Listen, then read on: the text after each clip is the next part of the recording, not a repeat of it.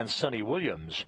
Sergey Ryzhikov will have logged 185 days in space on his two missions over this increment, Expeditions 63-64, and will have totaled 358 days in space on his two flights.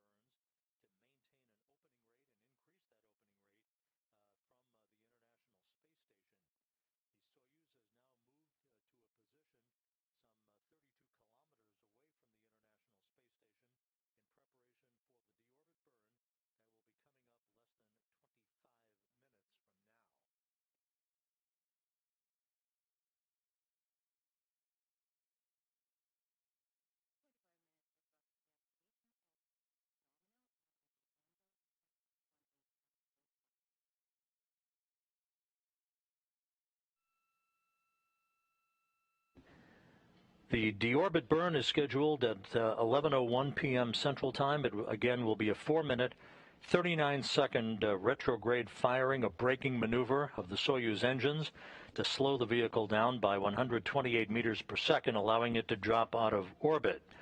Some 28 minutes after the deorbit burn, pyrotechnics will fire to separate the three sections of the Soyuz.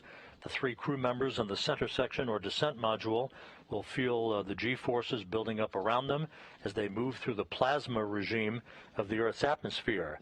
Once they exit the plasma regime, the command will be given to open up the parachutes 15 minutes before touchdown. First a drogue chute, followed by a giant main chute, and the Soyuz will be canted into the correct position for its altimeter to measure its rate of descent and its altitude from the landing site. Just a few seconds before touchdown, soft landing engines will fire, and the Soyuz will be home, with landing scheduled at 11:56 p.m. Central Time, 10:56 a.m. Kazakhstan time on Saturday morning. At the landing site, just a few clouds are noticed at about the 25,000-foot level, visibility in excess of 6 miles. The temperature at landing time is expected to be about 64 degrees Fahrenheit, an ideal Saturday spring morning for the homecoming of Rubins, Ryzhikov, and Kud-Sverchkov.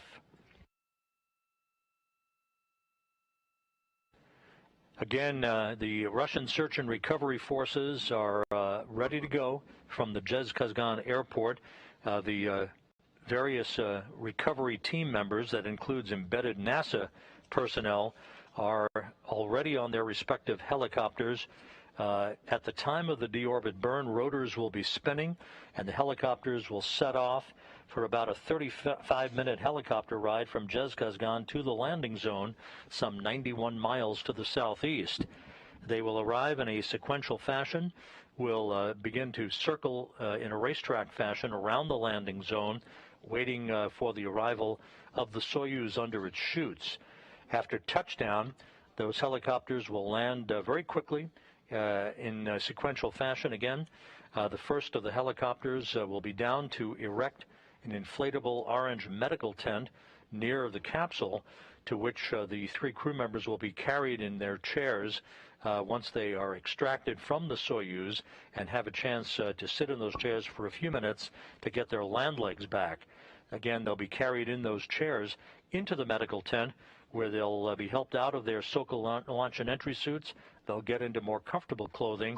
They'll undergo a series of medical tests before boarding 3 helicopters, 1 for each crew member, for a 2-hour, 15-minute flight back to Karaganda, Kazakhstan, which was the initial staging city for tonight's landing operations. In Karaganda is a NASA jet and a Gagarin Cosmonaut Training Center aircraft. Those 2 aircraft will be waiting for the arrival of the crew members, who will split up at that point, with Kate Rubins boarding the NASA jet for a flight back to Houston, and the 2 cosmonauts boarding their aircraft for a flight back to their training base in Star City, Russia, outside of Moscow.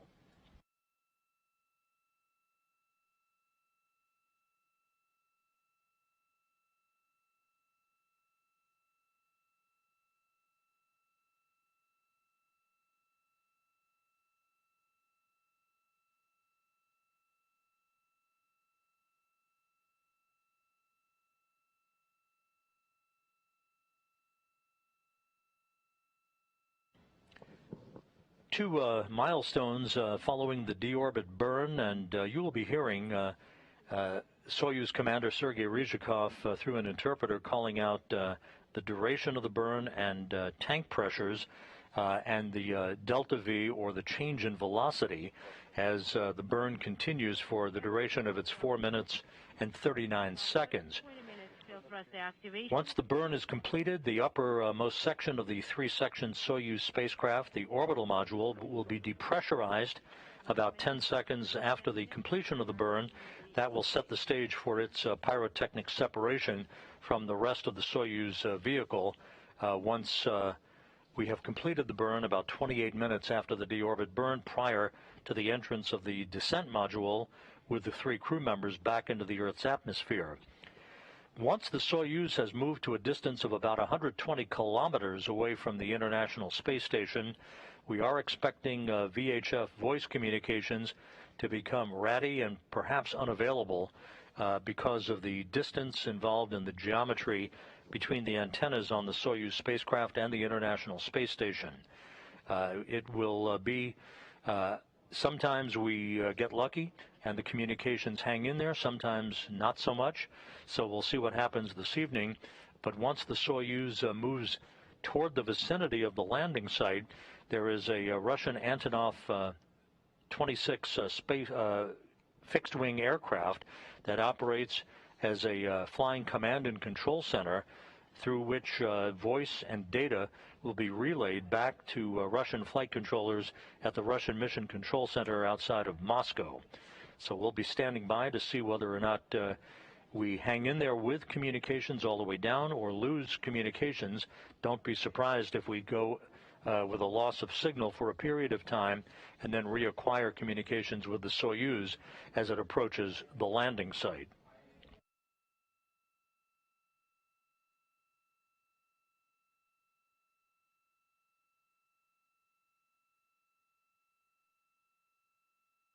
As we mentioned in our earlier broadcast tonight, this is an unprecedented period of human spaceflight activity at the International Space Station, with 14 astronauts and cosmonauts coming and going from the outpost in 4 different spacecraft over a 3-week period.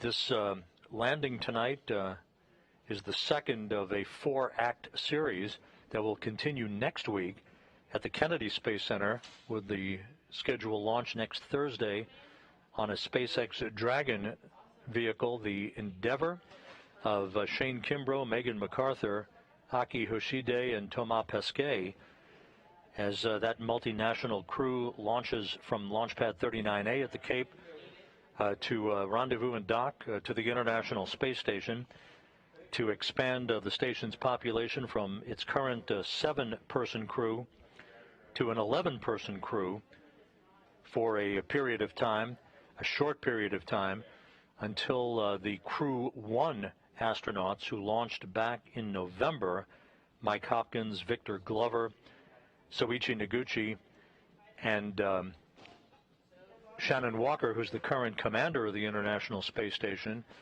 until they return, their scheduled undocking and splashdown is scheduled for April 28th.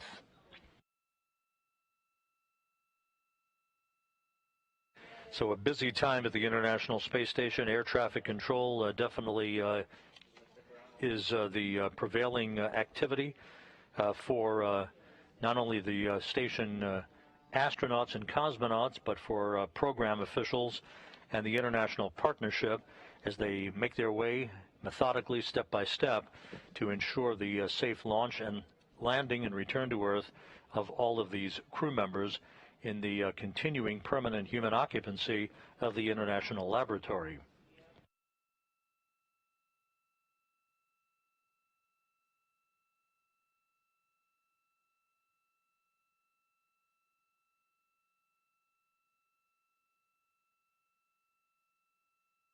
To give you a sense of all of the vehicles currently at the International Space Station, you can see in this graphic the current configuration. The Soyuz MS-17, of course, undocked a few hours ago, so it's gone, ready for its deorbit burn to begin the trip back to Earth. The Soyuz MS-18 that carried Mark Vande Hei, Oleg Novitsky, and Pyotr Dubrov to the station a week ago is docked to the Earth-facing side of the Russian segment of the International Space Station. Also present, the Crew 1 Dragon spacecraft at the zenith or space-facing port of the Harmony module, soon to be joined by a second Crew Dragon, the Crew 2 Dragon, that will dock to the forward port of Harmony. And you see 2 unpiloted Russian Progress cargo ships and the Northrop Grumman Cygnus cargo ship also present at the International Space Station.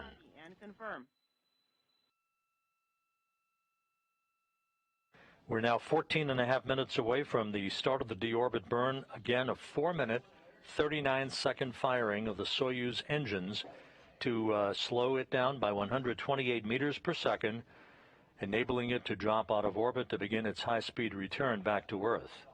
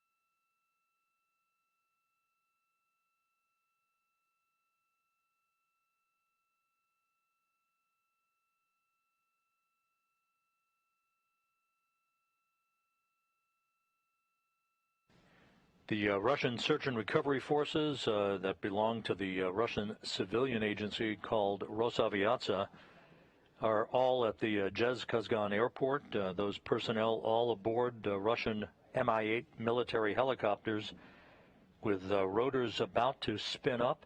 The first of those helicopters to depart the airport for the landing site at about the time of the deorbit burn, some 12.5 minutes from now.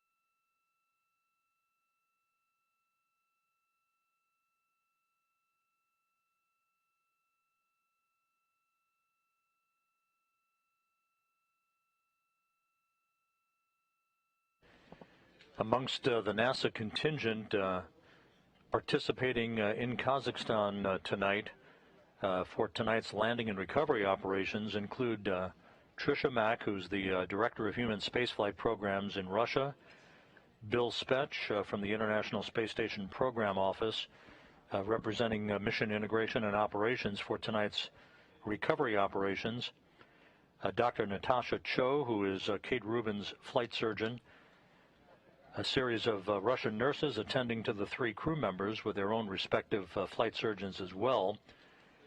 NASA Public Affairs Officer Courtney Beasley will be on one of the first helicopters down to the landing site, along with Bill Ingalls, NASA's chief photographer. Astronaut Drew Morgan is representing the astronaut office for tonight's recovery operations, a veteran of a long-duration mission aboard the International Space Station that launched on the 50th anniversary of America's landing on the moon on Apollo 11.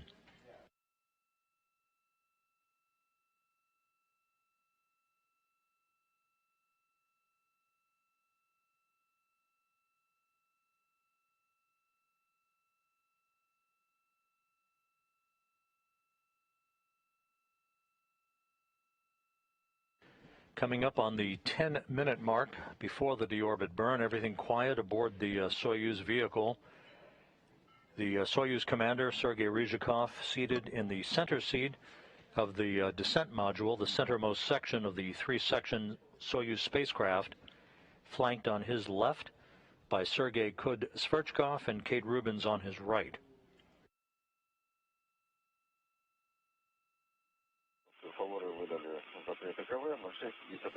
And there's a cutaway view of the descent module. Again, the crew strapped in, having checked out their spacesuits. They are clad in their Sokol launch and entry suits, soon to feel the first effects of Earth's gravity for the first time in more than 6 months.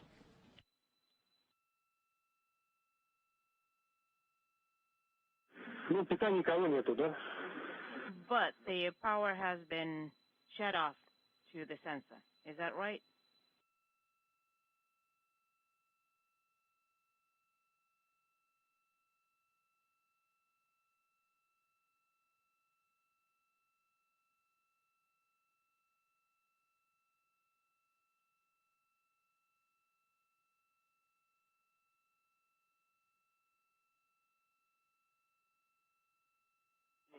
после выдачи со света, и света нет. 1 minute has passed, but the flag is still there. And we have, we did send the command, though, for the deactivation. And so power supply to the EKV is not being supplied, but you still have the, you don't have the flag. Is that right? Yes. And we confirm depot thrusters are firing, and we have like 20 minutes left. Copy.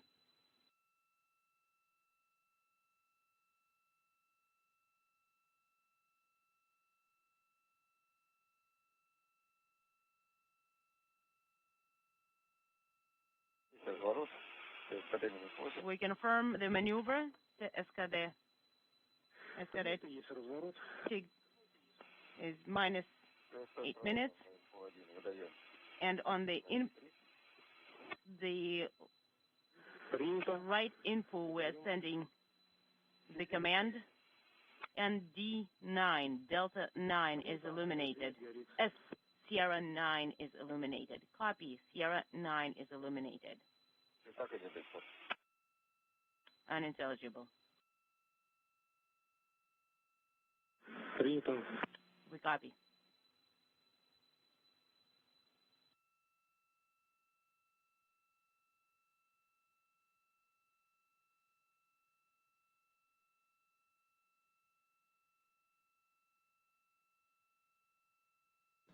Countdown clocks now hit the 7-minute mark prior to the deorbit burn. 4 minutes and 39-second engine firing to slow the Soyuz down and enable it to drop out of orbit to begin its trip back to Earth.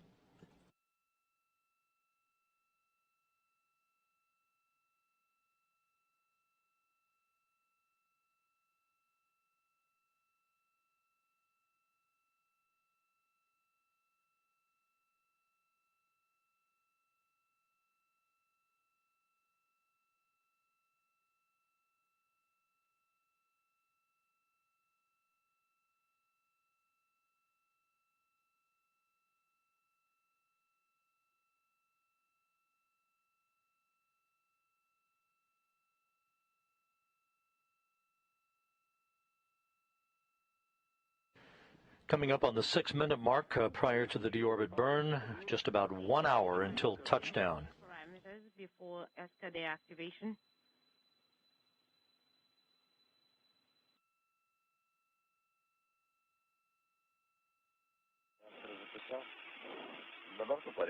I have the parameters written down.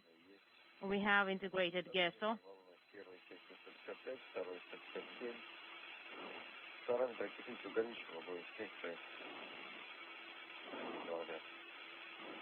We have the pressure tank 155 for the first, and 157 for the second one. Prop is nominal.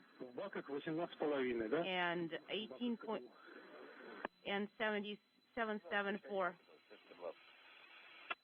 774 is the pressure in the descent module, and for the tanks we have 18.1 and 18.2. Did you say 18.1 and 18.2? Yes, affirmative. Принято.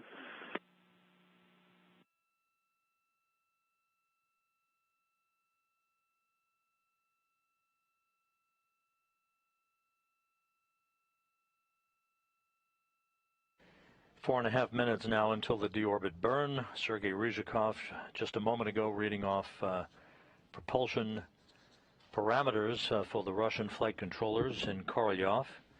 Everything in good shape. The stage is set for the start of the journey home for Rubins, Ryzhikov, and Kud-Sverchkov.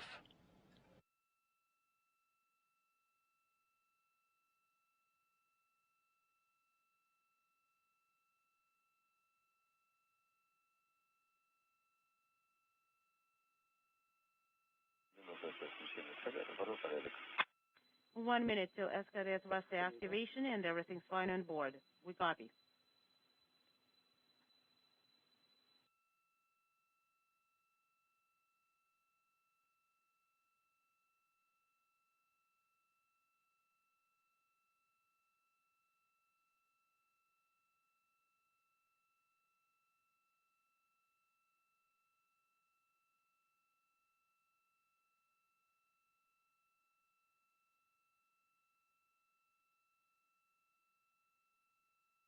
Во время отработки импульса можно зажать клавишу передачи. You can depress the transmit button during the thruster firing. Copy.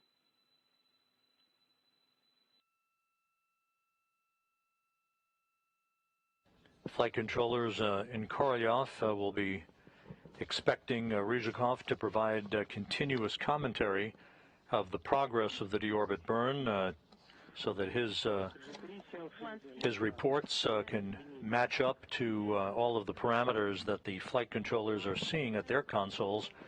In Korolyov, you're looking at a live view from a balcony camera overlooking the Russian flight control room. 2.5 minutes away now from the deorbit burn.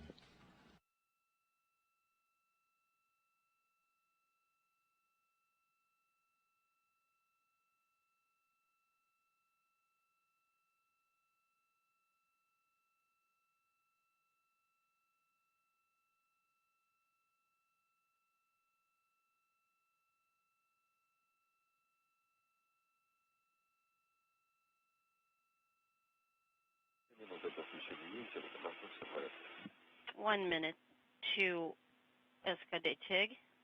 On board, everything is A-OK.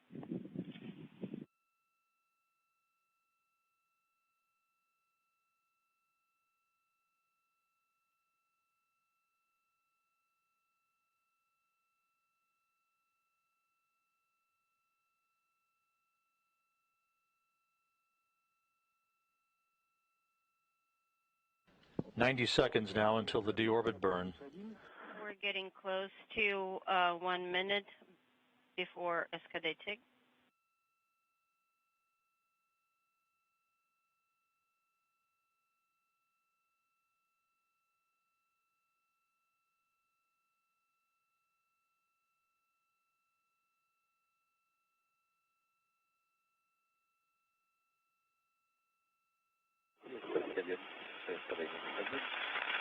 We copy.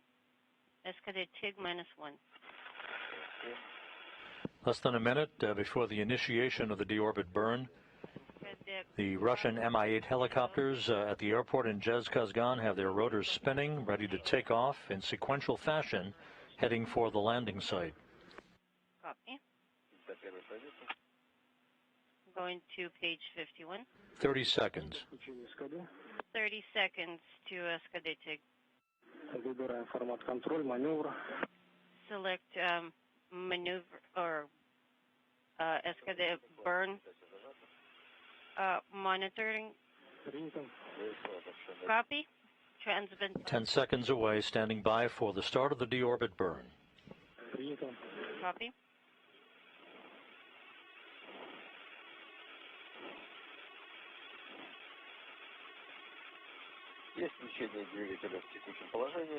Estação Engine start, deorbit burn underway. in Контролируем ускорение. current position. At 0:47, 0:48 seconds. 5.5 delta V. Change in velocity being reported now by Sergey Ryzhikov, the Soyuz commander. This is a 4-minute, 39-second retrograde maneuver. 13.8 over 30 seconds. And we're on page 53, working for the table. Copy. O2 supply is activated from the gas analyzer.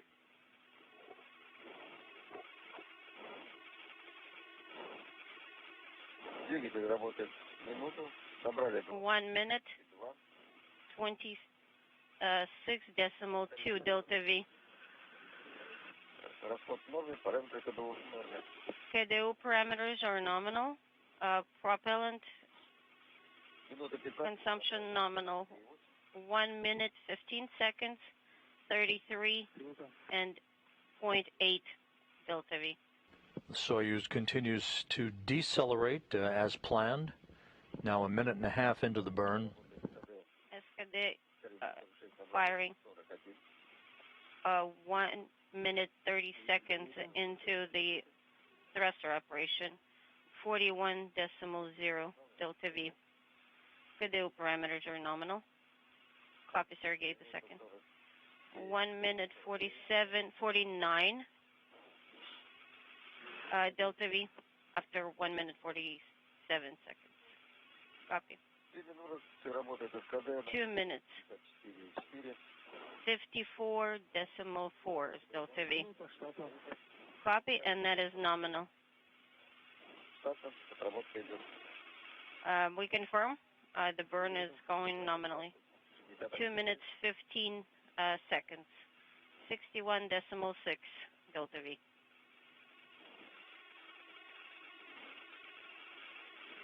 Two and a half minutes into the burn, about 2 minutes to go. 2 minutes, 30 seconds. 68.9 delta V. All parameters and propellant consumption is nominal. Copy. 2 minutes, 45 seconds. 74.8 delta V.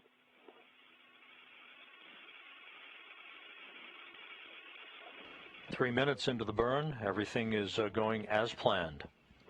At the specified time. At 3 minutes, 83.0 delta V, and all Kadu integrated propulsion system.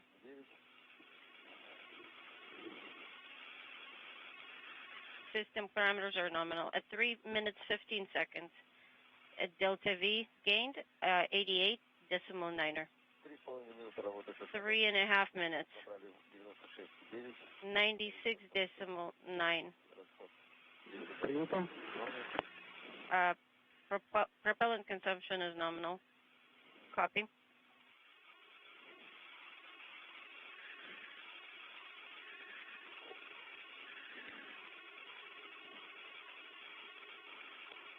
Approaching the 4 minute mark into the burn, about 39 seconds left.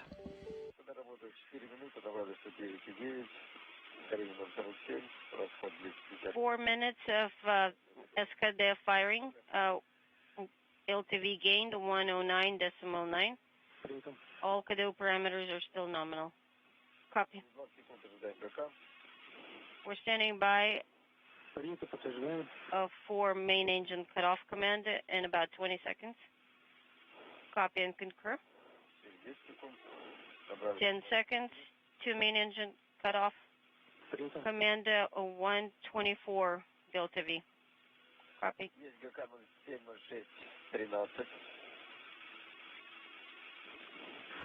And the deorbit burn is complete and reported to have been perfectly executed. Kate Rubins, Sergey Kud-Sverchkov, and Soyuz Commander Sergey Ryzhikov on their way home.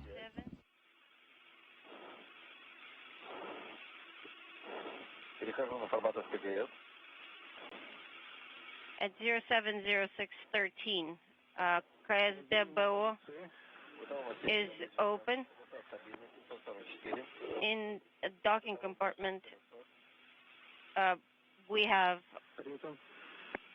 stable pressure at 744, and the pressure is dropping in orbital module.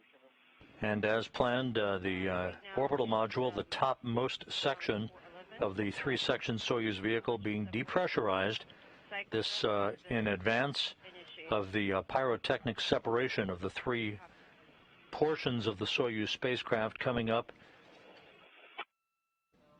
at 11:29, about 22 minutes or so from now. That will leave the descent module and the three crew members on their own with the heat shield in the direction of travel toward the landing site southeast of Dzhezkazgan in southern Kazakhstan.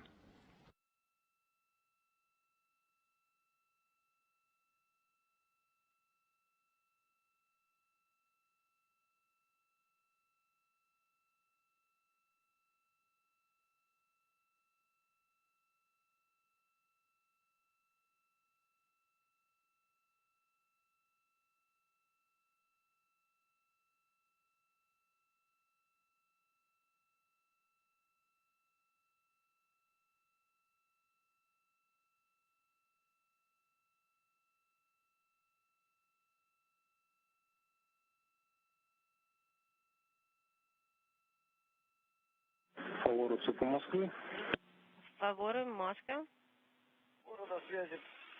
Favor are here.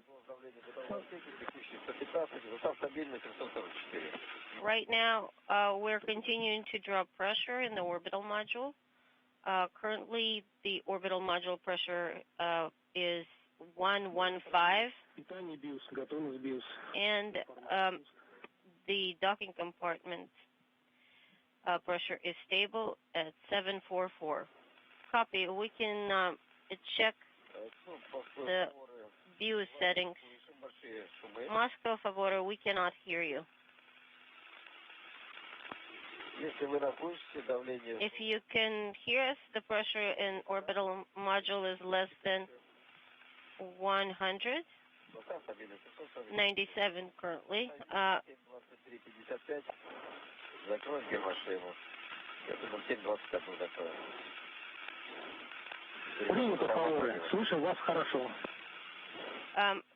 In the blind, we are aware that we have to seal our pressure helmets at the 0720 or by 072355, no later. But we're planning to do so a little bit earlier at 0721-ish. Copy. We have you loud and clear. We have 20 minutes to module separation. And O2 supply is continuing. Soyuz Commander Sergey Ryzhikov maintaining a running dialogue with flight controllers at the Russian Mission Control Center, reporting on Soyuz systems, the crew putting their visors down on their helmets. This in preparation for the pyrotechnic separation of the three sections of the Soyuz, the topmost section called the orbital module, and the lower section, the instrumentation and propulsion module. They will be separating soon. The separation pyrotechnics expected at about 11:30 p.m. Central Time. That will allow the descent module to fly on its own with its computers honed in on the landing site about 91 miles to the southeast of the town of Dzhezkazgan.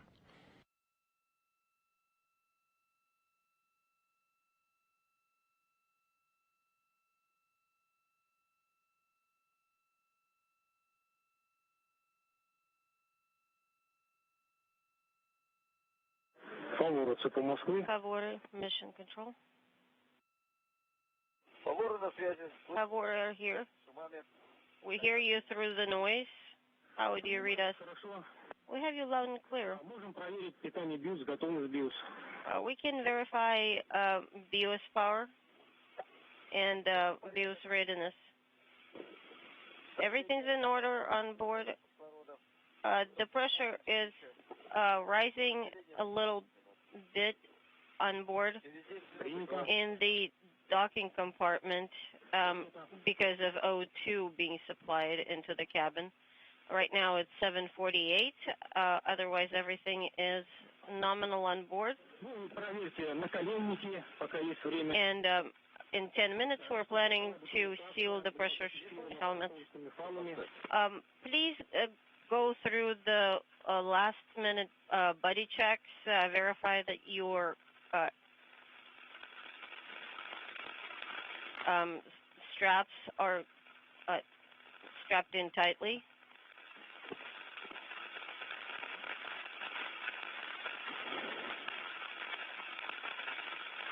That your knee pads are positioned properly.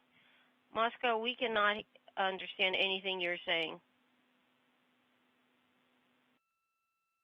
The Soyuz is moving further and further away from the International Space Station to a point where VHF voice communications is expected to become ratty, if not unavailable, for a period of time until the spacecraft approaches the landing site and begins to provide communications capability with the Antonov 26 Airborne Command Center, the fixed-wing aircraft that is part of the search and recovery forces that is airborne, flying around the landing zone to act as a relay station for data and voice back to the Russian Mission Control Center. 15 seconds left to module separation. Copy. Please check your knee pads. Make sure that the ODF books are, the hard copies are secured well. Moscow, we cannot understand what you're saying. Please.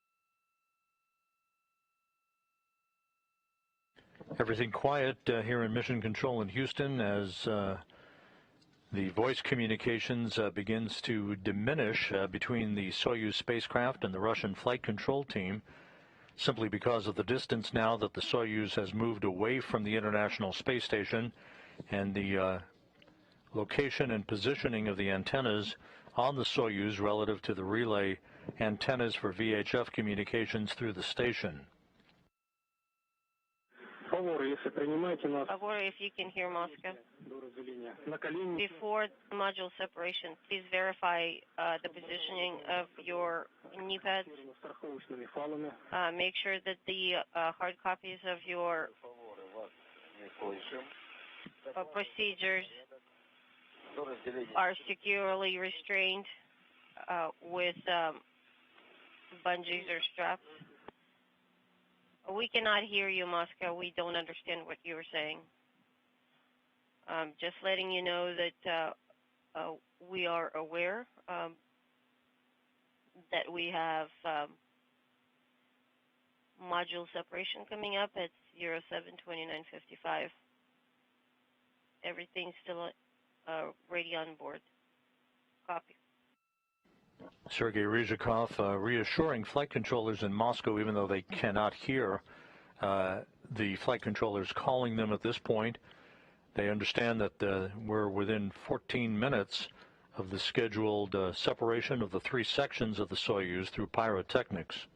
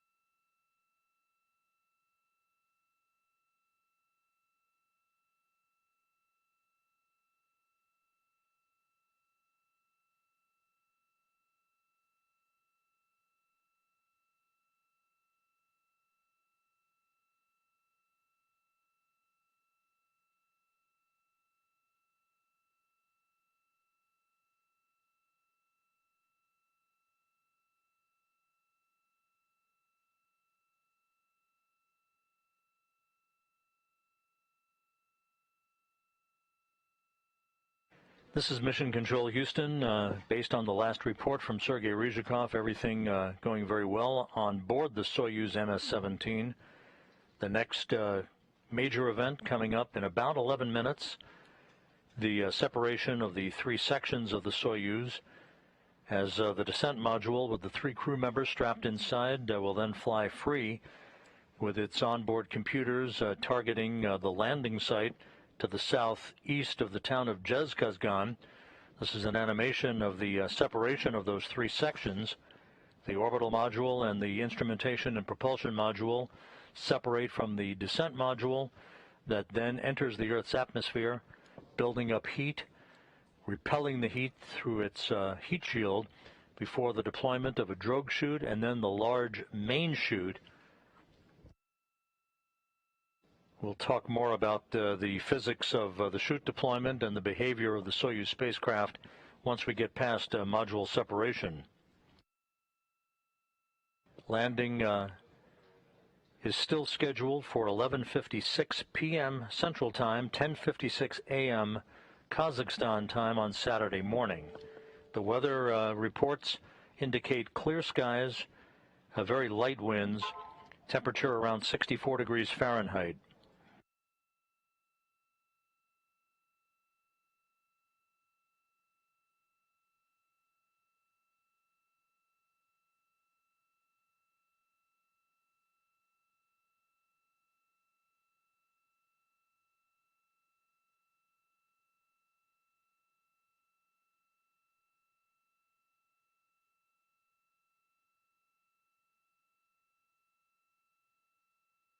And with the completion of the deorbit burn a short time ago, the Russian Mi-8 helicopters are all airborne en route to the landing site. This is all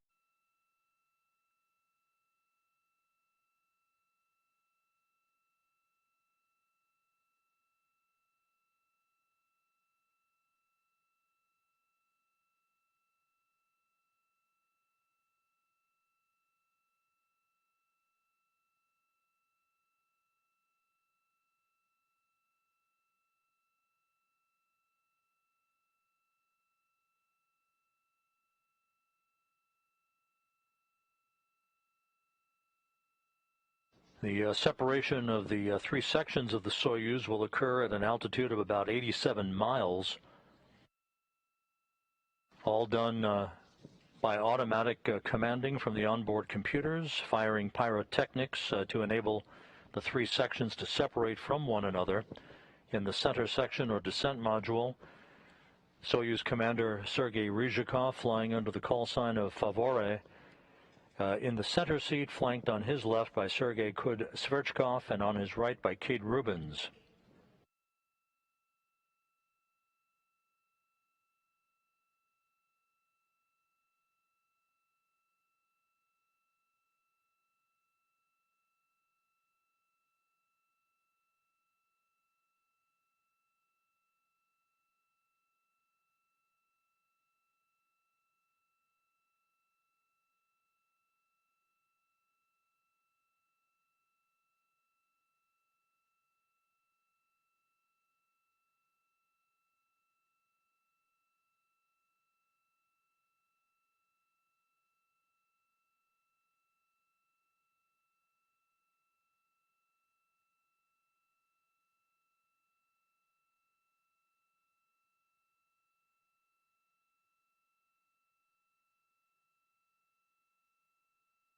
The landing site coordinates calculated by the Russian flight control team in Korolyov call for the Soyuz to be targeting a landing spot at 47.2 north, 69.3 east. The pressure helmets are sealed, and the automatic electronics are activated. Is that correct? And you have the Rus handle in your hands, correct? So visors are now down for the three crew members in the descent module of the Soyuz MS-17.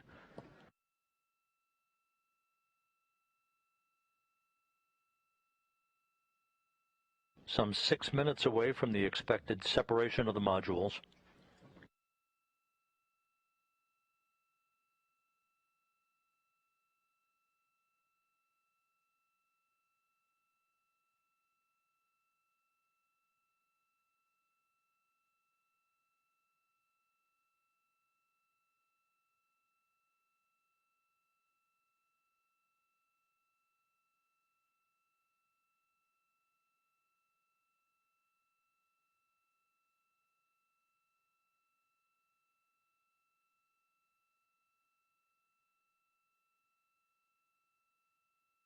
Countdown clocks here in Mission Control in Houston ticking backward toward the expected landing time, just over 31 minutes from now.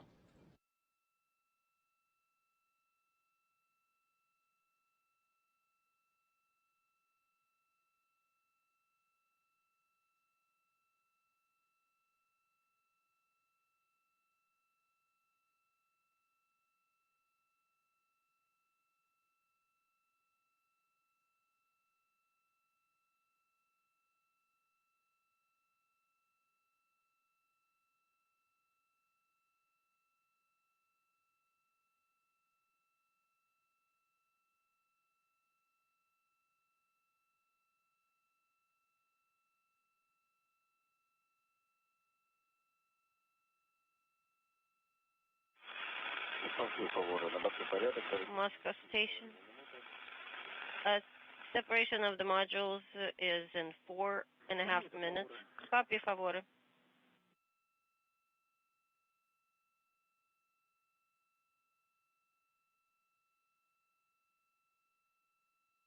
So a bit of continuing communications confirming the expected time for the module separation, around 11:29 p.m. Central Time.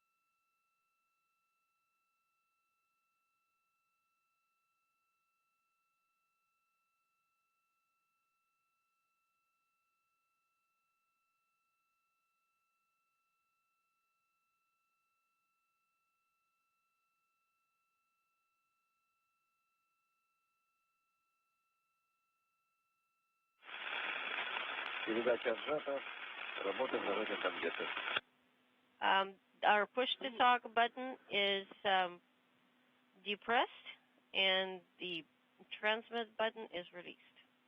Copy. Favore, how do you read us?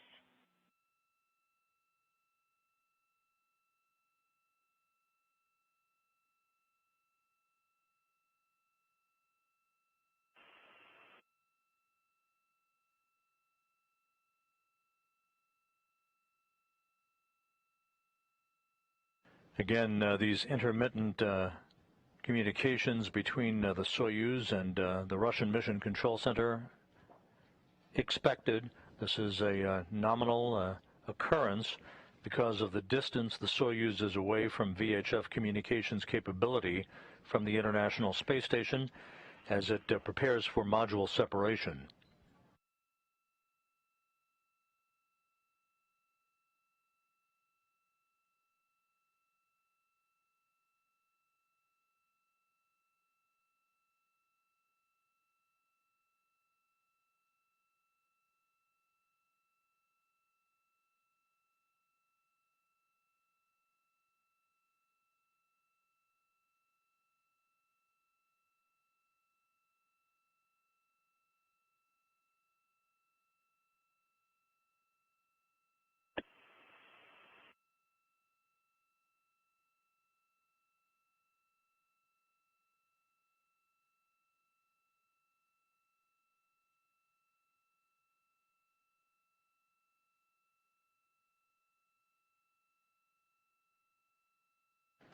We're about a minute or so away from the anticipated time for module separation. Russian search and recovery forces airborne en route to the landing site southeast of Dzhezkazgan, everything continuing to go smoothly.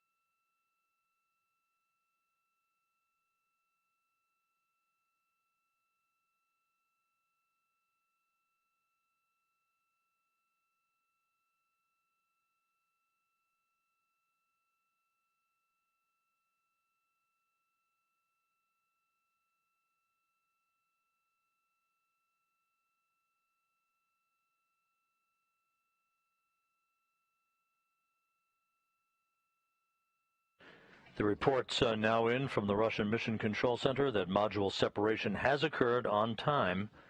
The Soyuz descent module with the 3 crew members strapped in their seats in their Sokol launch and entry suits are barreling toward the landing site southeast of Dzhezkazgan. The next major event some 3 minutes from now, when the vehicle enters the Earth's atmosphere at an altitude of 100 kilometers. Once the Soyuz approaches the landing site some 15 minutes before touchdown, there is a intricate parachute deployment sequence that is triggered by a barometric pressure sensor when the vehicle is about 41,000 feet above the ground.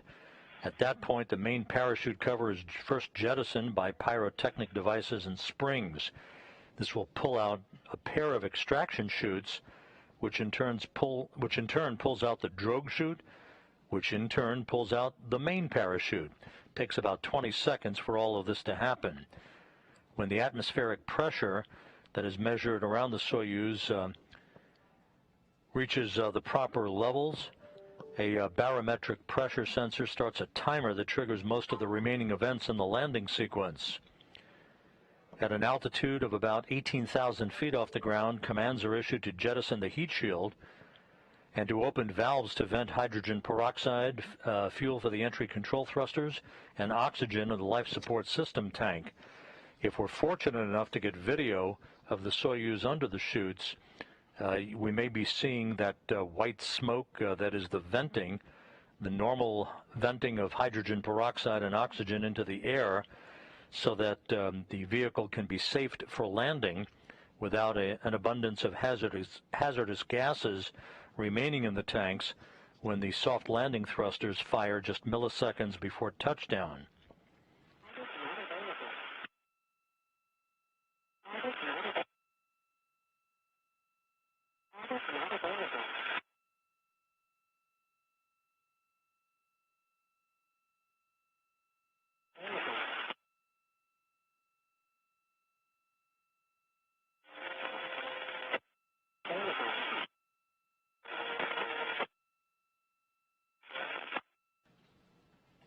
The Soyuz now beginning to enter the Earth's atmosphere. This will mark the first effects of Earth's gravity against the bodies of the 3 crew members for the first time in 185 days.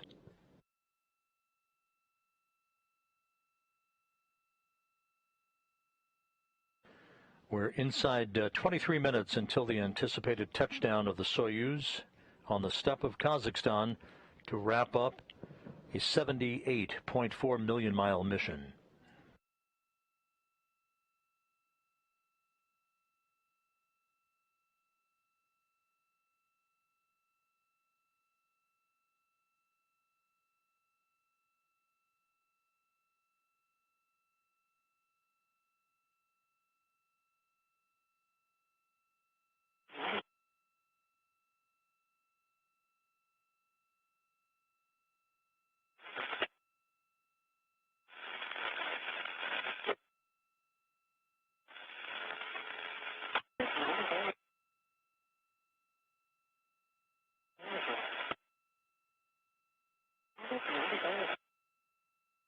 Unintelligible.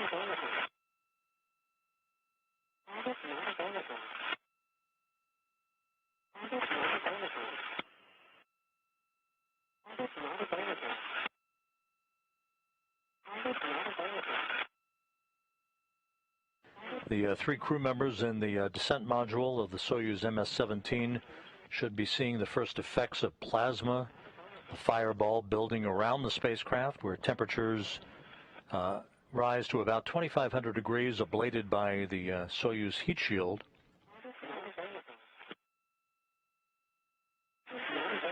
Soyuz computers also providing entry guidance to fine-tune the path of the spacecraft toward the landing site on the steppe of Kazakhstan.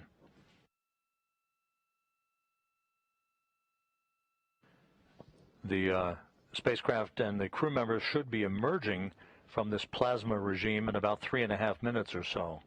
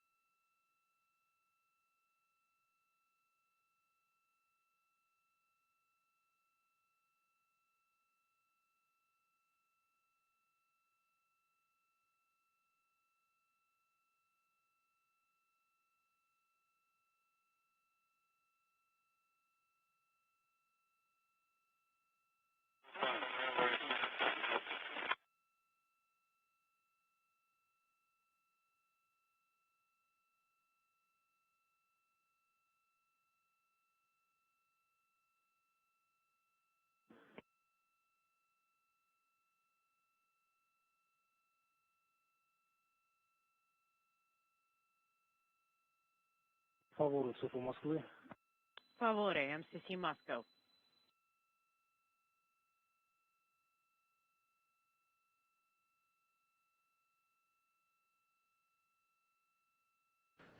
Flight controllers at the Russian Mission Control Center attempting to contact the Soyuz, but as expected, communications not expected to provide a response as the Soyuz descends in the heat peaking regime during its entry back to Earth. Touchdown expected about 18.5 minutes from now.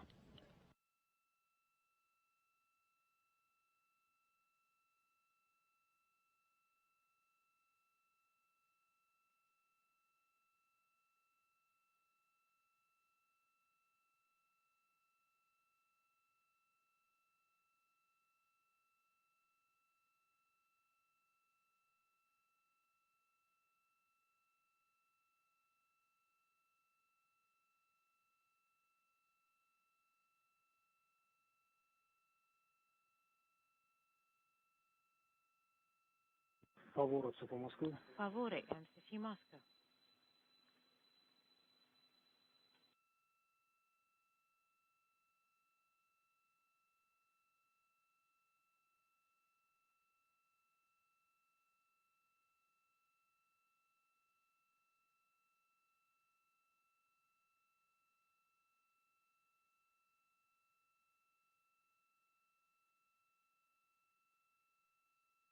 The Soyuz spacecraft should be emerging from this plasma regime about a minute from now, and as it approaches the landing site, communications should be established through the search and recovery forces in the Antonov 26 fixed-wing aircraft around the landing zone, serving as a command and control relay station.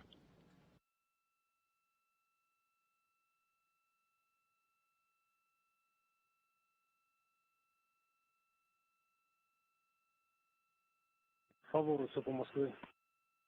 Favore, MCC Moscow. Favore, слышим вас. Favore, we copy you. Вид спуска. Вид спуска АУЗ. Вход на атмосферу 34-33. Перелетный пробок 9 секунд. Принято. Плюс 9 секунд. We confirm atmospheric re-entry with a plus 90 mid. Принято. Самочувствие. Отлично. Давление лица. 10. How are you feeling? Great. What's the set pressure? Принято. 772. It is 772. Copy. 772 is the stop pressure. What's the max G load? Максимально была 3,8. It was 3.8. 3,95 оставить. Принято. 3,95. Maybe 395. We copy. 395. Плюс уменьшается. Проверьте в ББ, чтобы ничего не помешало Please введению make sure that the ODF procedures are secured. And once the keys are primed, make sure that you put the translation and the rotational hand controllers in the corresponding position. Discrete is about 1 and integer 0.1, and the integer is 10. Plus 10. Affirmative. Plus 10. This is Mission Control Houston. Almost like clockwork, communications reestablished between Mission Control in Korolyov and Sergey Ryzhikov, the Soyuz commander. The crew now out of the plasma regime. Atmospheric entry was a nominal occurrence, and we're standing by now for the opening of the parachutes, the command to begin the parachute deployment sequence.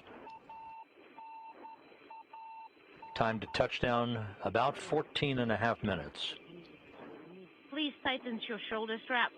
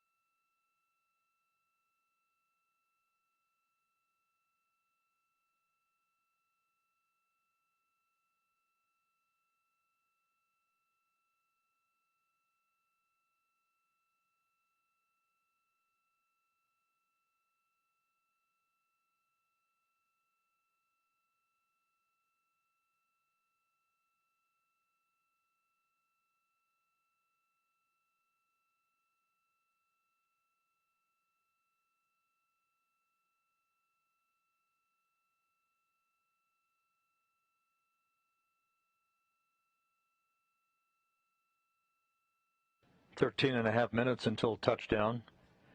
Parachutes should have been commanded to deploy by now.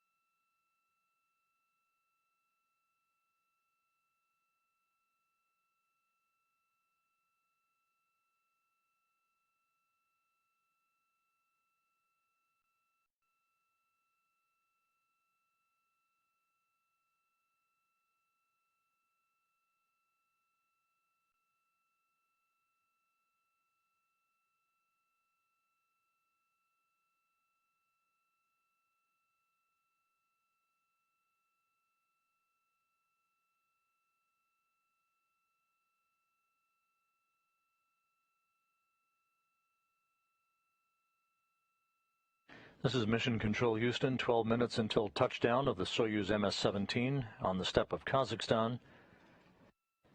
We fully expect that the chutes have been deployed by now, although we're still awaiting confirmation of that from the crew or telemetry.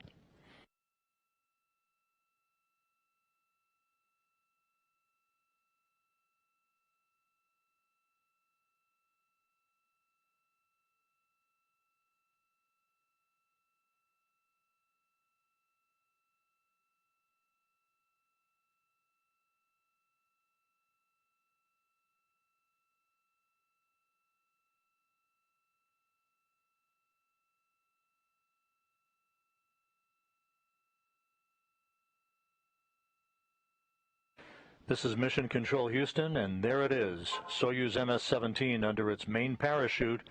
And as we described before, the white smoke is the nominal venting of hydrogen peroxide and oxygen into the atmosphere right on time, right on schedule, with landing planned about 10 minutes and 50 seconds from now.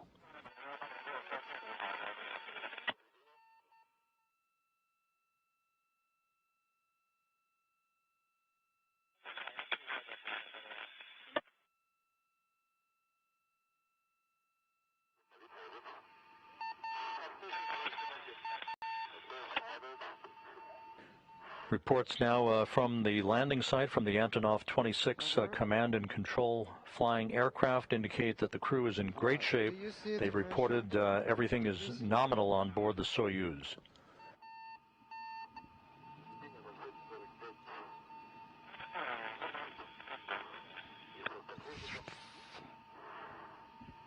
The value inaudible. Don't worry, this is not a fire.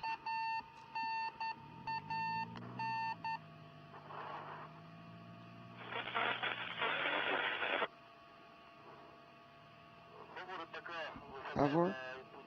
Descending through a cloudless sky on a Saturday morning in Kazakhstan, Soyuz MS-17 with Rubins, Ryzhikov, and Kud-Sverchkov aboard, now 9.5 minutes from touchdown.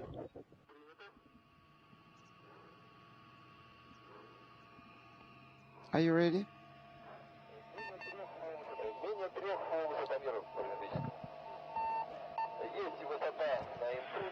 Yes. 4.5 is the altitude on the input panel.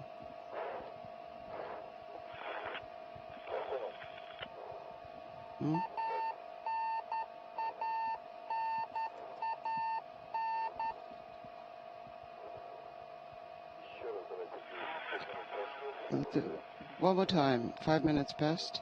Let's do it one more time. Less than 9 minutes until touchdown. The Soyuz altimeter soon to be activated to measure the distance between the Soyuz and land and the rate of descent. All that information being fed into the Soyuz computers that will trigger the soft landing engines firing just milliseconds before touchdown.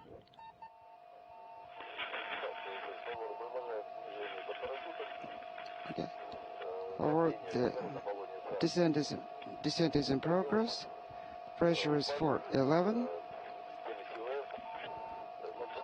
CS 0405. Copy. Altitude 3890.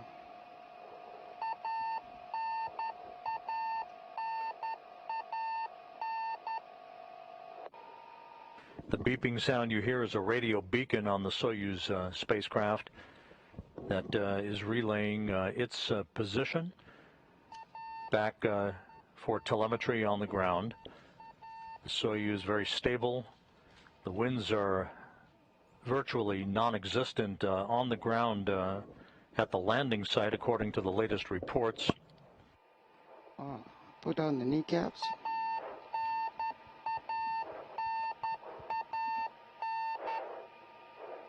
Russian Mi-8 helicopters with the search and recovery forces and the embedded NASA personnel are now circling the landing zone, preparing to touch down in sequential fashion within minutes after the Soyuz lands.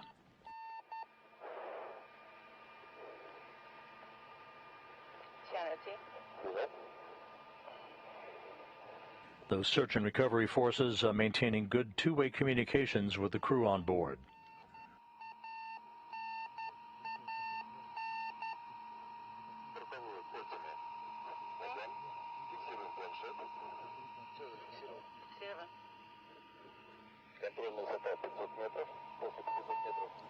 Altitude 500 meters. Control altitude. Standing by for landing. Stopwatches are on. Just relax.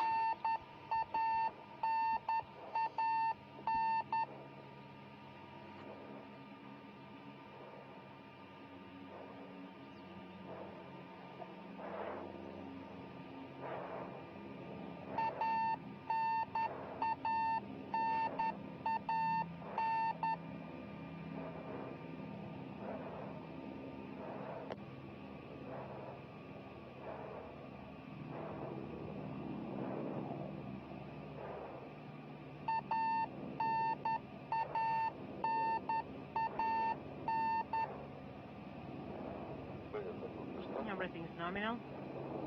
Copy.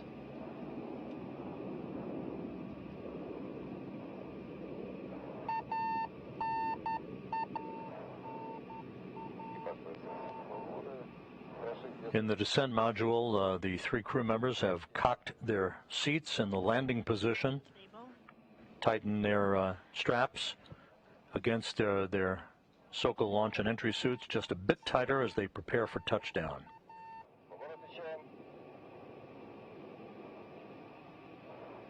We confirm the maneuver and 300 difference as 60 meters. unintelligible meters. Copy. Copy, thank you.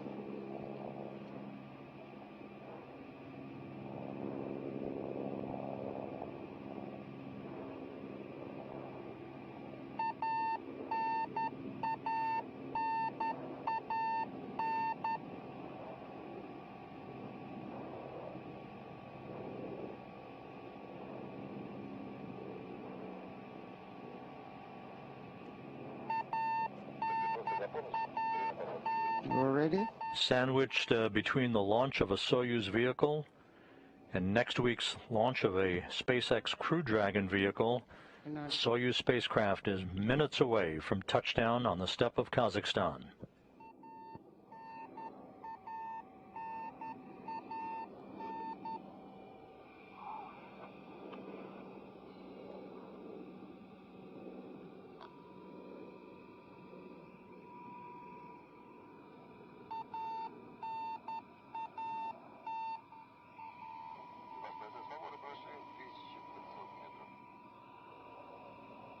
Past 1,500 meters.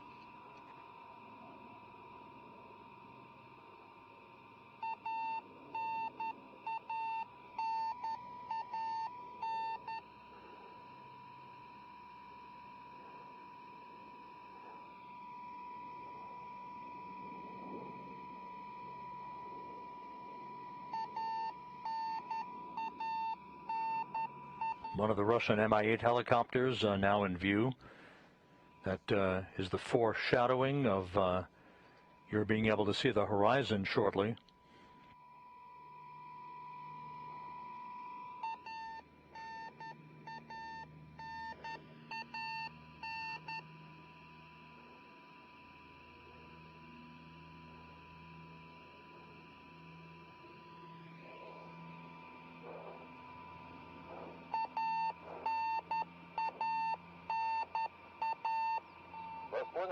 Copy. And Copy, the I range confirm is 1,000 meters. Just 1,000 meters off the ground. Some 2.5 minutes until touchdown.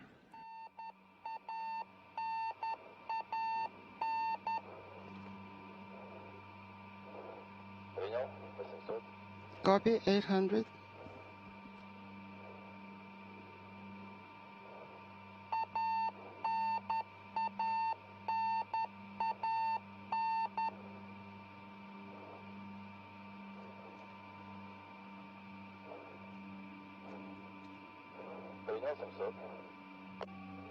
Copy, 700.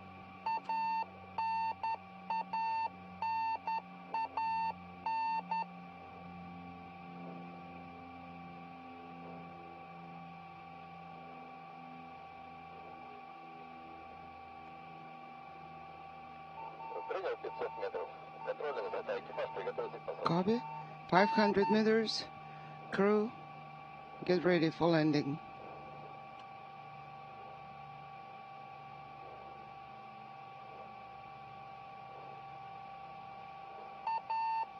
Just over a minute until touchdown, everything looking good.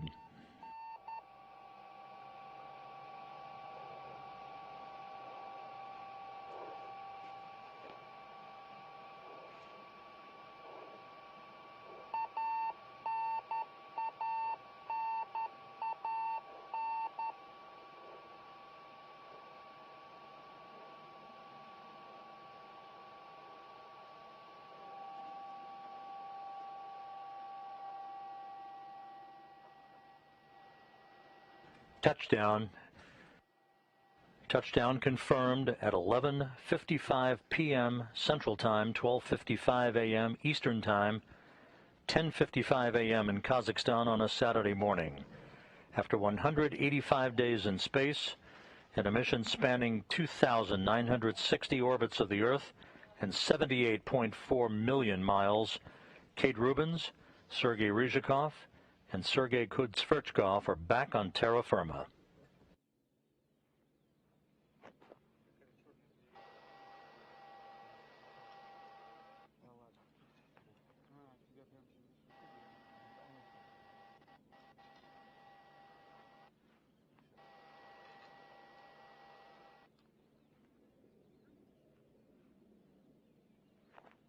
At this point, the Russian Mi-8 helicopters with the search and recovery forces in tow will begin to descend one by one, first to erect an inflatable medical tent nearby the capsule, and then begin the process of extracting the crew.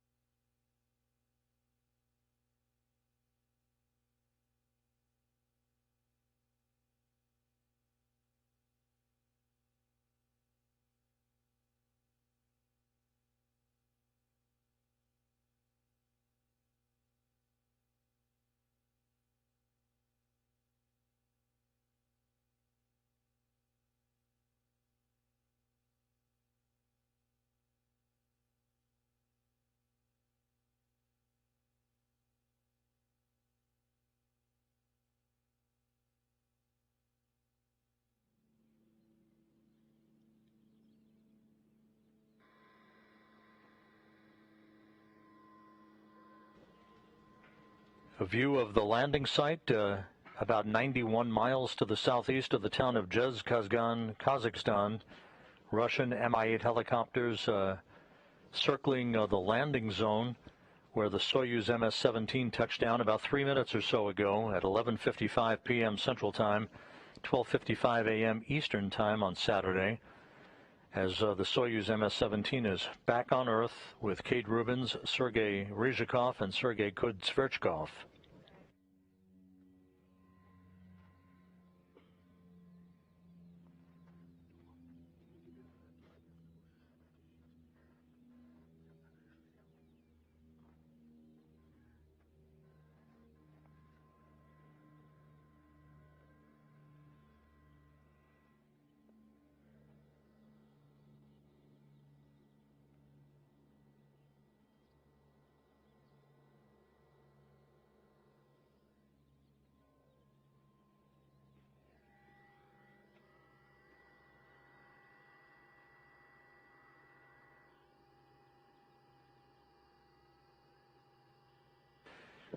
Confirmation now being received from the search and recovery forces that the Soyuz MS-17 landed upright. So the crew will be extracted from the top hatch on the Soyuz once a ladder is erected alongside the spacecraft. Again, you can see 3 of the Russian Mi-8 helicopters on the ground to begin the process of erecting this inflatable medical tent, to which the crew members will be brought inside following their extraction from the vehicle in a few minutes to sit in chairs to get their land legs back a bit once they are pulled out of the spacecraft.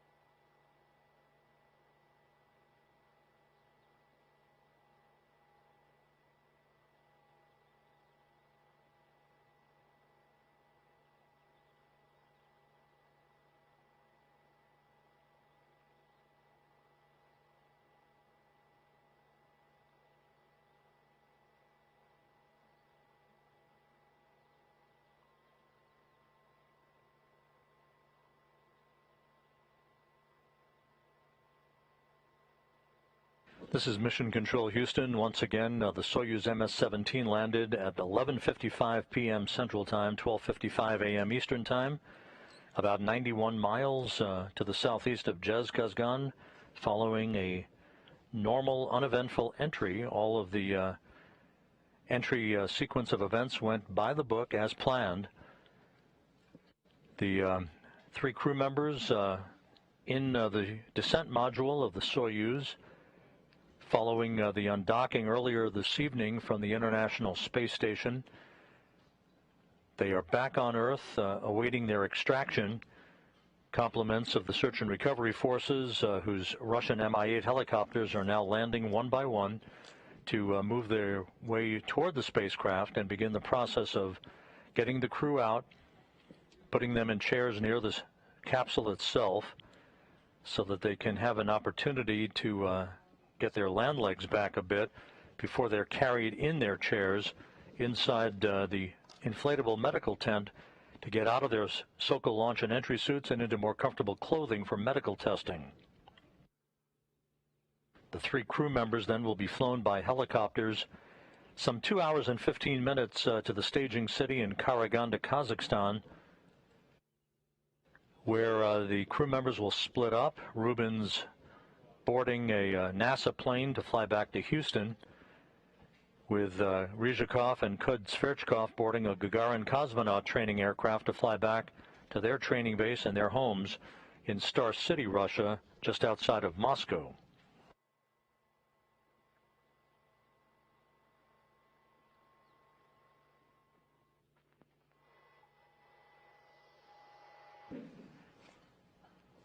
With us on a satellite phone from the landing site is NASA Public Affairs Officer Courtney Beasley. Courtney, you are down on the ground very quickly as well. Just within minutes of touchdown, we are looking at helicopters, not yet seeing TV of the spacecraft at the landing site, so fill us in on what you're seeing. Rob, it's great to hear from you. As you said, I'm here at the landing site. There are still some helicopters touching down right now. It was an upright landing, and it looks like the crew has been waving to the personnel outside of the capsule. Our helicopter, the skies are as clear as they can get. We actually got a visual of the capsule 10 minutes before touchdown, and we were able to follow it from that planet mark all the way down to the ground. We were one of the first helicopters out, and I'm on the ground right now. They're putting the stand up, getting ready to extract the crew. What was the flight like from your staging point in Dzhezkazgan to the landing site? At what point did you pick up the Soyuz, and how was the touchdown? Could you see the soft landing engines from your perspective? Yeah, Rob, the skies are clear. The crew could not have asked for a more beautiful day to touch down here and breathe this fresh air here back on Earth for the first time in 185 days. Again, about 57 degrees here, clear skies. We got a visual of the capsule about 10 minutes before it touched down. We were able to follow the capsule all the way down to the ground. The capsule did have an upright landing.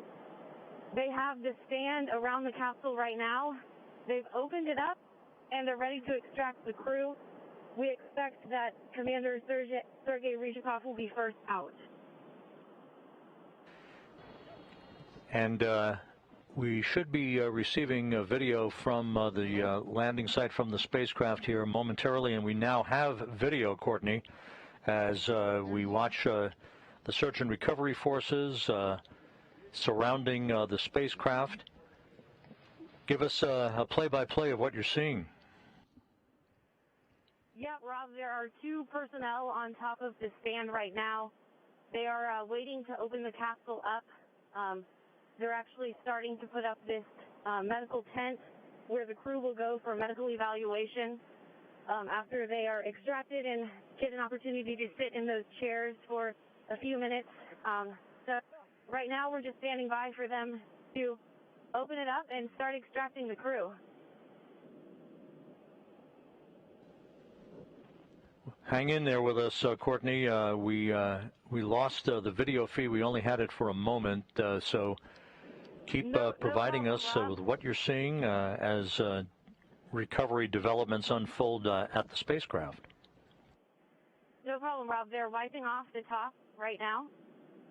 Again, we should just be a couple seconds away from opening up. And once the 3 crew members are out of the spacecraft, I assume that they've put chairs up near the spacecraft itself. What will be the scenario and the sequence of events after that? Yeah, Rob, they're actually setting those chairs up as we speak. 2 of them are already on the ground, set up just a couple feet away from the capsule itself. These crew members will be carried out by one. At that point, they'll get to sit down, kind of catch their breath from that ride down. They'll get to make their first call back to Earth, whether it's to family or friends, get to tell them about their trip home back to Earth, and they'll sit there for a few minutes, get a chance to recuperate, and from there they'll head into the medical tents for further medical evaluation. In those chairs, they'll get their first medical evaluation as well. The choreography of how the search and recovery forces deploy the helicopters and arrive at the timing that they do is always very stark to me. Give us your impressions. This is the first time you have been at a landing. Give us your impressions of how this all unfolded from your perspective. Yeah, one thing to watch it on TV, completely another thing to be here in person. The second we got the visual of the capsule coming down, about 10 minutes down, I just had goosebumps, and those goosebumps have not gone away. It was so incredibly exciting. We were one of the helicopters on the ground, and then some helicopters followed us. I was actually able to dial in before the last helicopter had touched down. And Rob, we're going to start extracting the crew now. Keep providing us with your visuals, Courtney. We do not have TV at the moment. We're expecting it shortly, but keep us apprised as to what you're seeing, who is getting out first, and what they're doing with the crew. Yeah, Rob, there's about 4 personnel on top of this stand right now that goes around the capsule. That stand has a ladder for the personnel to get up on, and it also has a slide in which they slide those crew members down one by one. At that point, the medical personnel is able to carry them over to those chairs we were just talking about, where they'll get their medical evaluation, be able to make those first calls from Earth, and be able to recuperate a little bit before heading over to the medical tent. It looks like some pictures are being taken right now before they extract the crew, but otherwise, it looks like we're just moments away from Commander Sergey Ryzhikov coming out. What is the timeline and the sequence of activities after the crew makes its way into the medical tent for their initial evaluations? Yeah, so after their crew will be carried over to the medical tent, which is a short distance away from where we are now. Those will conduct a more in-depth medical evaluation. The crew will also undergo a series of field tests. Kate Rubins, in particular, will undergo a test conducted by our human research program called Standard Measures. And that's just a set of measures taken after landing to characterize the effects of living and working in the microgravity environment. Once those tests are complete, the crew and personnel will head back to their designated helicopters. From there, they'll head to the airport in Kazakhstan, where Rubins will board the NASA plane back to Houston, and the cosmonauts will board their aircraft to return to their training base in Star City, Russia. Courtney, hang in there with us. We're going to be coming back to you here momentarily. Just to recap, this is Courtney Beasley at the landing site, NASA Public Affairs Officer. She rode on one of the first helicopters from Dzhezkazgan earlier to the landing site where the Soyuz MS-17 touched down about 15 minutes ago at 11:55 p.m. Central Time, 10:55 a.m. Kazakhstan time at the landing site. It was a perfectly normal re-entry for Rubins, Ryzhikov, and Kud-Sverchkov. All of the entry sequence of events were by the book. Everything went normally the separation of the modules, the deployment of the parachutes, and touchdown occurring actually about a minute earlier than had been predicted, almost a bullseye touchdown with the Soyuz sticking the landing upright, which of course helps to facilitate the extraction of the crew. Courtney, what's going on there right now? Yeah, Rob, it looks like those initial pictures have been taken, and it looks like they are moving down to extract their first crew member. There's about 4 personnel again on top of the stand around the Soyuz, and here we have it. Sergey Ryzhikov is now coming out.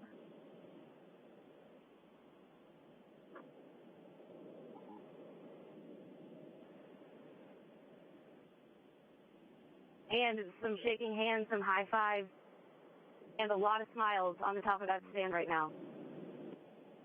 He's turning around and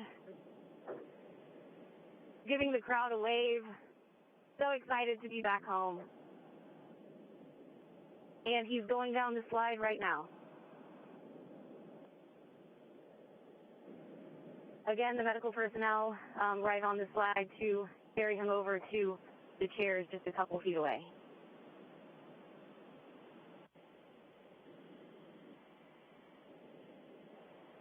And they're starting the extraction for the second crew member as we speak.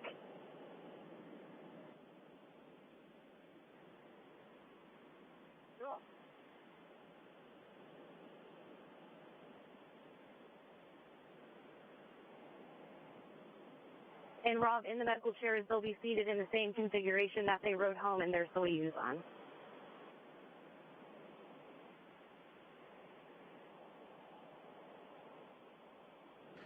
Courtney, we're standing by for the resumption of video from the landing site.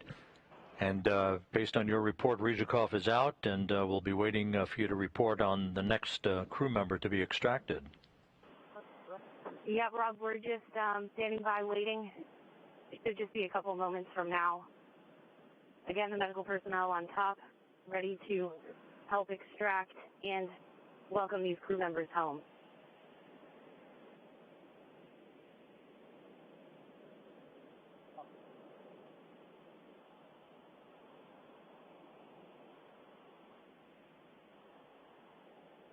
Courtney, sometimes at these landing sites, the locals who know as much about landing operations as almost the rest of us will show up to greet the crew members. Any sign of any locals?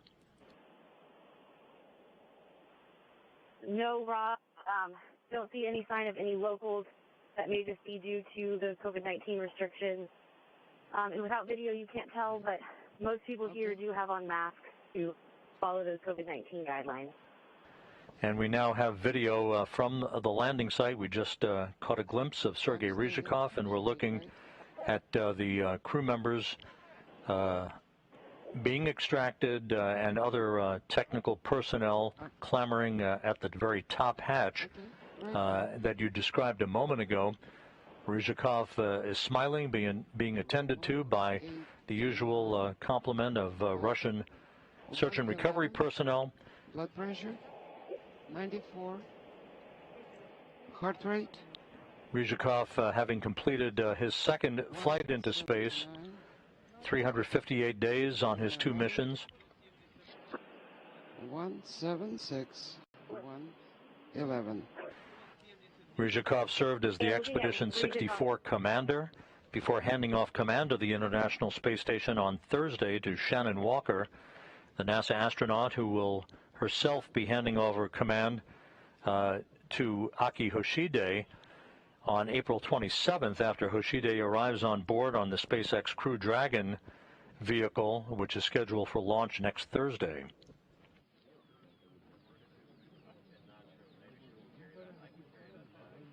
And if you're looking at Sergey Ryzhikov from the front, our NASA personnel are to the left of him, ready to welcome Kate Rubins back home.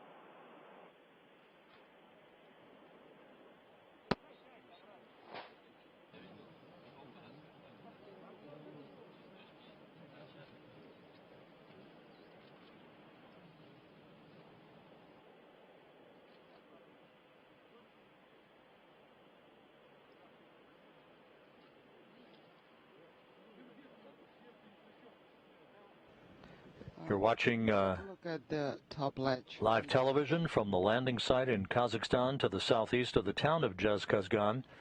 Sergey Ryzhikov out of the Soyuz MS-17, awaiting the extraction of the other two crew members. The crew commander parameters. Please do not. On the right, carrying a bouquet of flowers, is cosmonaut Yuri Malenchenko from the Gagarin Cosmonaut Training Center. Presumably that bouquet of flowers to be handed to Kate Rubins after she's out of the Soyuz. 135 by 85. And Rob, it looks like one of the personnel just went into the Soyuz to help the extraction process right now.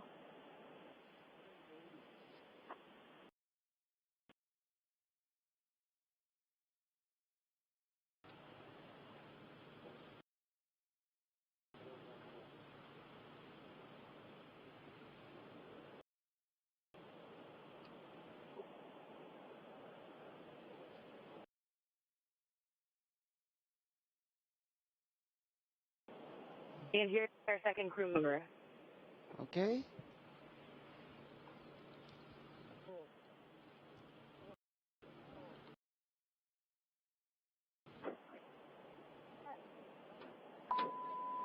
Rob, Kate Rubins is outside of the capsule right now, giving high fives and all smiles. And saying at Kate, Here, right here. welcome home. And here she comes. And even 300 days in space on her two missions, Kate Rubins is home. Rob, lots of laughs and smiles right now as Kate is coming down. Let's slide down. Okay, here. Hold her and let's go. And she's being brought over to her chair right now.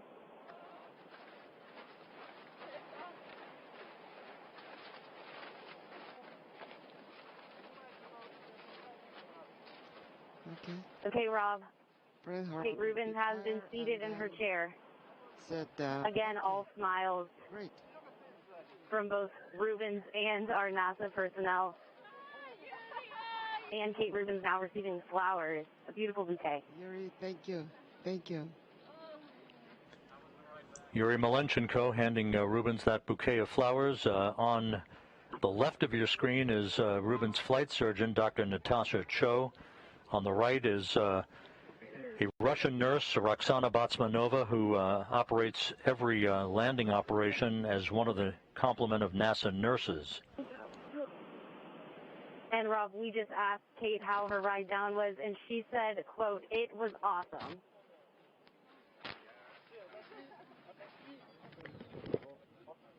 Please step back.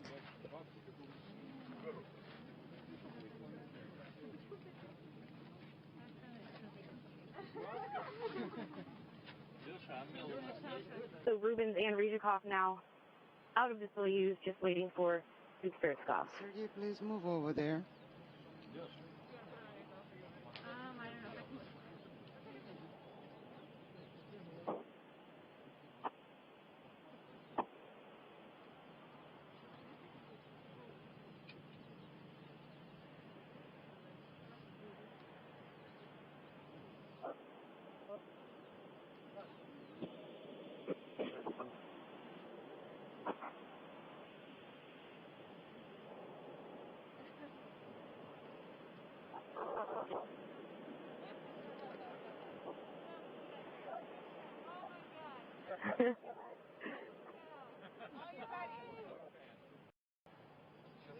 And Kate Rubins just realized Drew Morgan was here, so that was also a good reunion.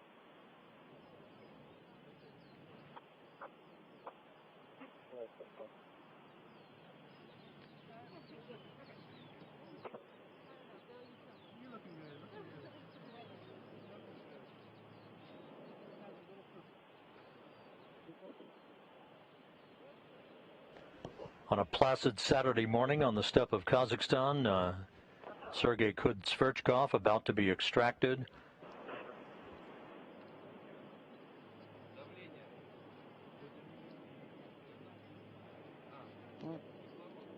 pressure? No, oxygen. Oxygen 95.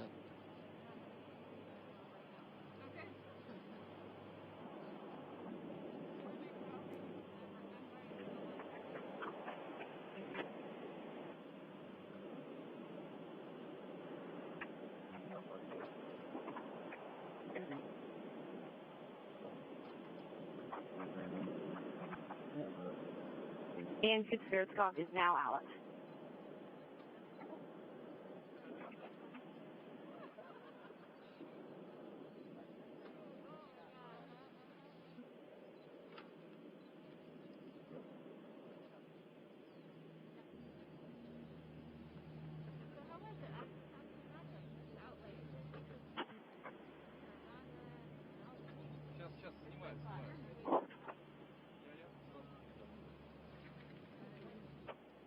The measurements have been taken, and I will give it to you right away. Rob, again, these chairs are where the crew will sit for a short time for their first set of medical evaluations, and they'll also be able to take their first phone call from back here on Earth. This is also a period of time for their equilibrium to get readjusted to gravity after living and working in space. Okay, you ready?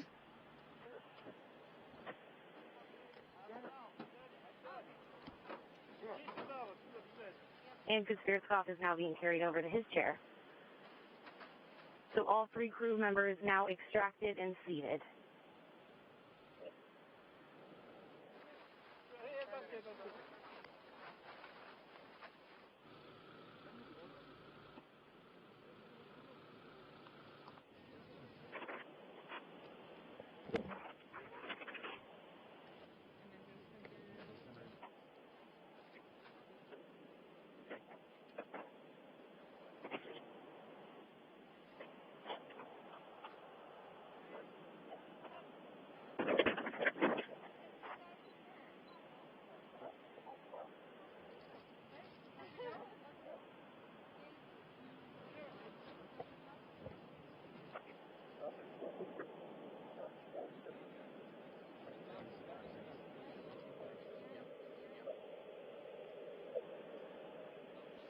Flight surgeon is taking measurements.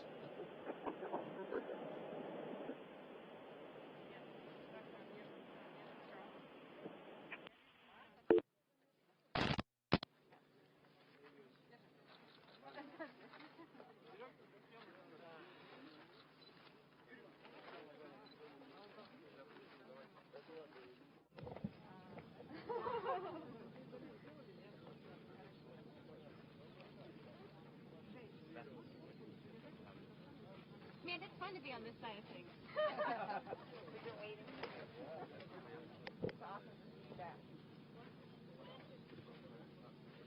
Holy cow, dude, that was long.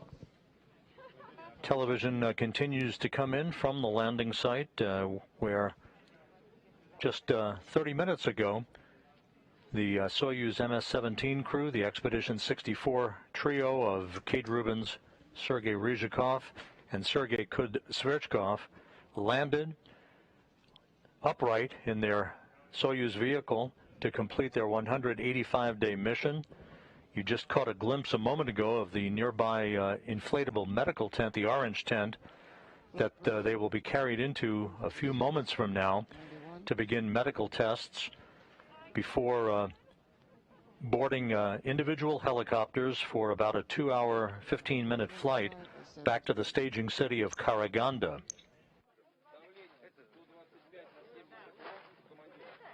Okay. Courtney, I think we have you reestablished now. Tell us what the scene is looking like at the landing site. Dr. Rob, well, as you know, all three crew members now in their seats. Kate Rubins having a conversation with the NASA personnel on the side. Again, she said that her ride home was awesome, and she just said that it's really beyond the side of things. So we're excited to do home. I know she had a great time living and working aboard the International Space Station.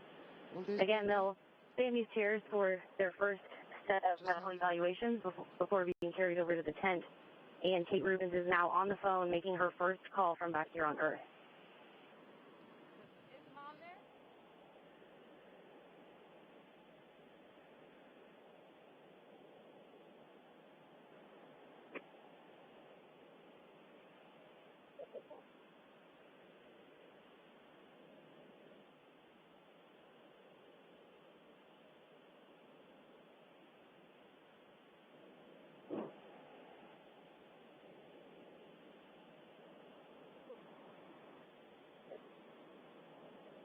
Kud-Sverchkov, having completed the first mission in his career of 185 days that included a spacewalk last November with Sergey Ryzhikov outside of the Poisk module that served as an airlock for the first time for a Russian spacewalk.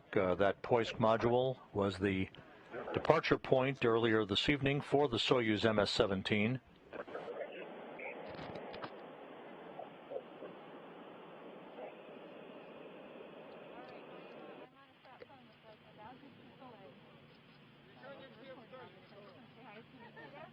Not everybody's here yet. And Courtney, even in the remote steppe of Kazakhstan, there's always time for a photo opportunity.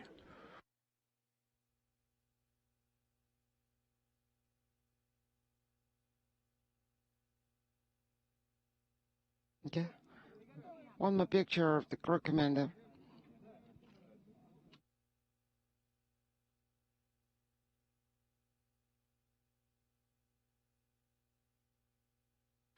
We should be seeing the crew hoisted in those chairs to be brought into the medical tent momentarily.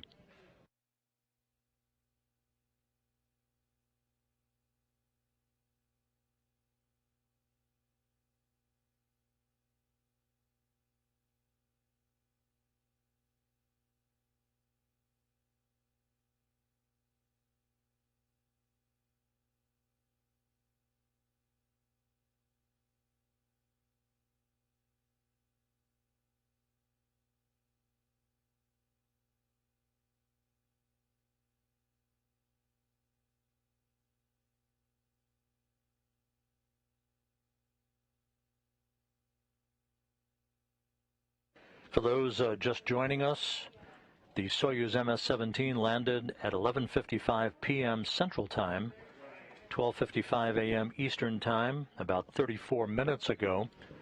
Russian Mi-8 helicopters carrying members of the search and recovery forces quickly landed in sequential fashion, one by one, on a perfectly clear morning on a Saturday morning on the steppe of Kazakhstan to the southeast of the town of Dzhezkazgan, to begin the extraction of the crew one by one.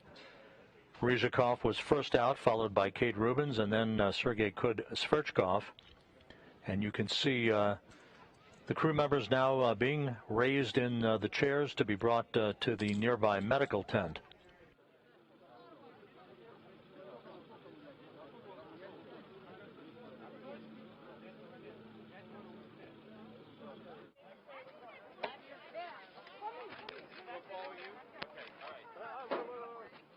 Courtney, we see Ryzhikov signing his spacecraft. Give us a quick glimpse as to what's going on. Yes, okay.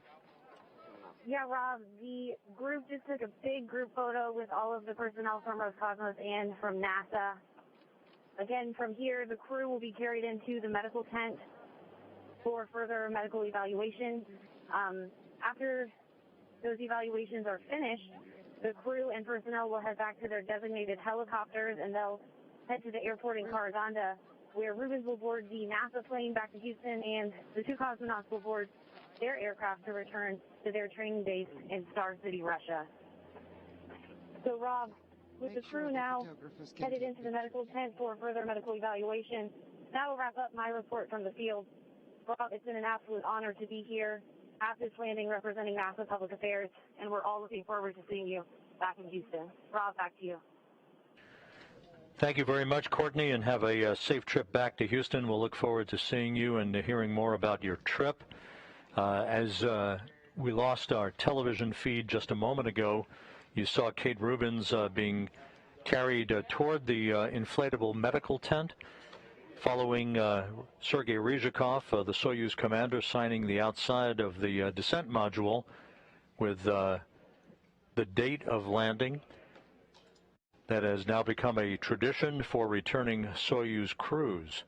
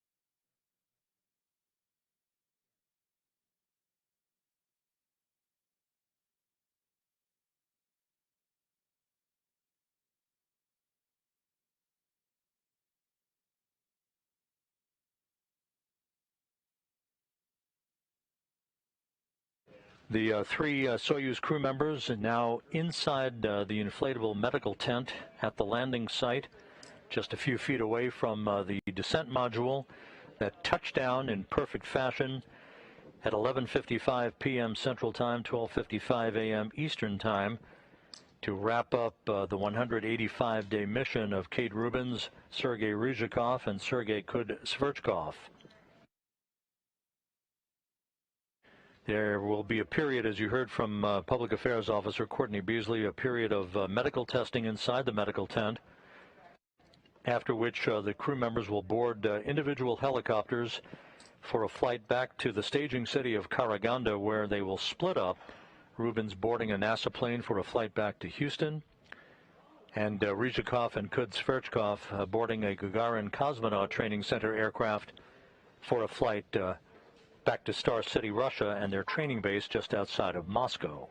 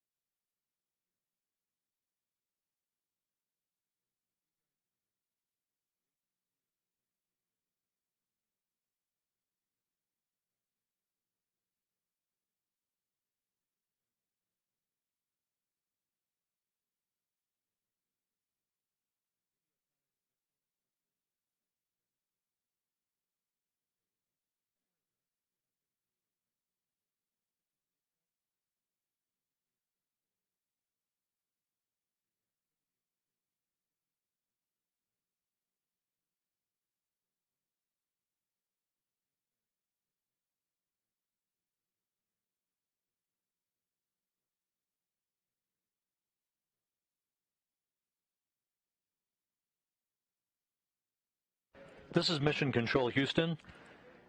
The successful landing, the very smooth and uneventful landing of the Soyuz MS-17 has brought Kate Rubins, Sergey Ryzhikov, and Sergey Kud-Sverchkov back to Earth after 185 days in space, a 78.4 million-mile mission. Everything went perfectly throughout the course of the night, from hatch closure through undocking, through the deorbit burn and all of the entry sequence of events that resulted in an upright landing for their descent module, a bullseye landing about 91 miles to the southeast of the town of Dzhezkazgan. The crew is out of the Soyuz. They're in the nearby medical tent, getting out of their Sokol launch and entry suits, having an opportunity to receive initial medical testing before they board respective helicopters to fly back to the staging city of Karaganda, Kazakhstan, where they will split up, with Rubins returning to Houston on a NASA plane and Ryzhikov and Kud-Sverchkov returning to their training base in Star City, Russia, outside of Moscow. This is one of a continuing series of events in one of the busiest periods in International Space Station, if not human spaceflight history, where 14 astronauts and cosmonauts are coming and going from the station on 4 different spacecraft over a 3-week period.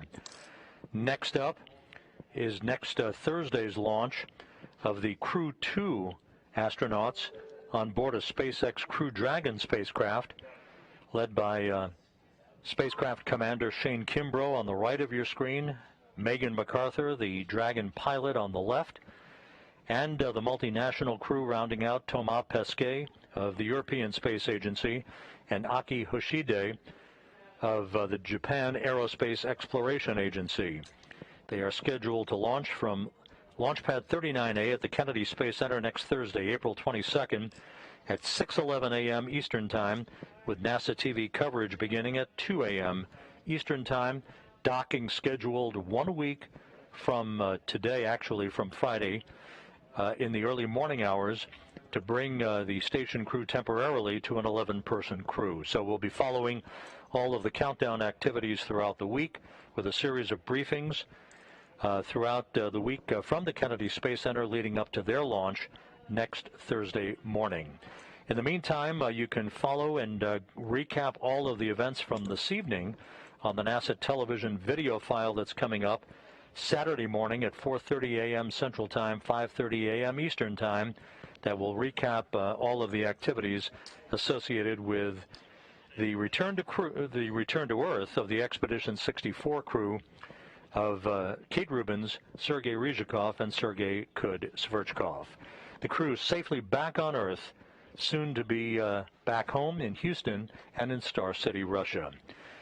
So we'd like to thank you for joining us throughout the course of the night tonight, and to follow all of the exploits of the expedition crews on board the International Space Station on www.nasa.gov. For now, have a great weekend. This is Mission Control Houston.